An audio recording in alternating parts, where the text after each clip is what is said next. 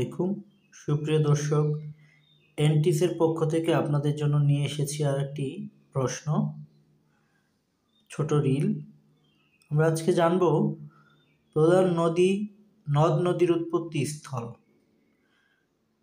নদী উৎপত্তি স্থল এবং প্রবেশ পথ। পদ্মা, এটি হিমালয়ের গঙ্গোত্রী হিমবাহ, রাজশাহী এটির প্রবেশ পথ। সুরমা, আসামের লোসাই পাহাড় উৎপত্তি স্থল, সিলেটের প্রবেশ পথ। মেঘনা, আসামের নাগা মণিপুর অঞ্চলের দক্ষিণ লোসাই পাহাড়, সিলেট।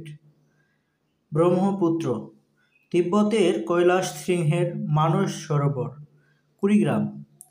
করতোয়া, সিকিমের পার্বত্য অঞ্চল, পঞ্চগড় ও দিনাজপুর। তিস্তা, সিকিমের পার্বত্য অঞ্চল, নীলফামারী। কর্ণফুলী, মিজোরামের লোসাই পাহাড়, রাঙামাটি। সাঙ্গু, আরাকান পাহাড়, বান্দরবন। তো এই ছিল আজকের নদ নদীর উৎপত্তি স্থল এবং প্রবেশপথ সম্পর্কে। ধন্যবাদ, পাশে থাকুন। আল্লাহ হাফিজ।